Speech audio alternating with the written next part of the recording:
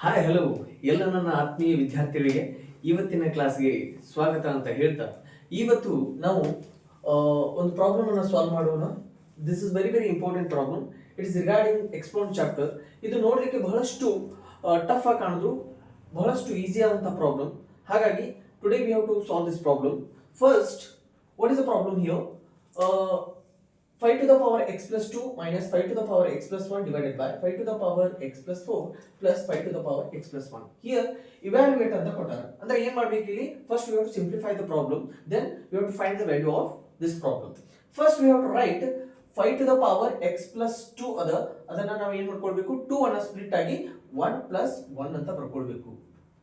Okay, minus 5 to the power x plus 1 divided by 5 to the power ಇಲ್ಲಿ 4 ಅದ, ನಾನು ಏನು ಮಾಡ್ತೀನಿ 1 plus 3 ಅಂತ ಬರ್ಕೊಳ್ತೀನಿ. Okay, 1 plus 3 is obviously 4 plus 5 to the power x plus 1. Okay, ಇಲ್ಲಿ 1 plus 1 ಇಲ್ಲಿ x plus 1 ಯಾಕೆ ಬರ್ಕೊಳ್ತು? ಇಲ್ಲಿ x plus 1 ಅನ್ನೋದು ಕಾಮನ್ ಅದ, ಹಾಗಾಗಿ ನಾವು ಏನು ಮಾಡ್ಕೊಂಡು x plus 1 ಅನ್ನ ಬರ್ಕೊಂಡು. Okay, in these two terms we have to write separately 5 to the power x plus 1 dot 5 raised to 1 minus 5 to the power x plus 1 divided by 5 to the power x plus 1 dot 5 raised to 3.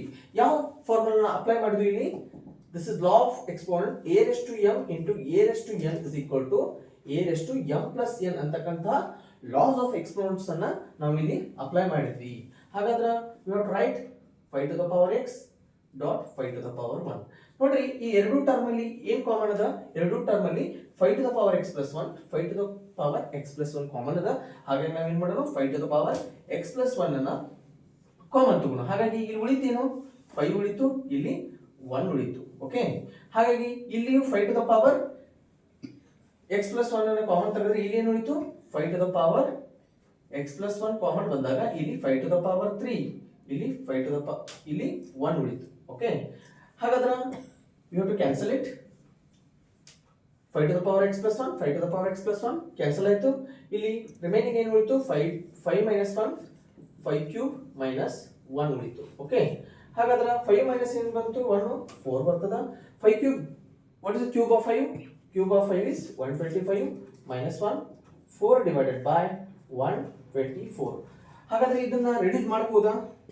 4 ones are 4 3s are again 4 ones are. The answer is 1 divided by 31. This is your answer. Okay, thank you.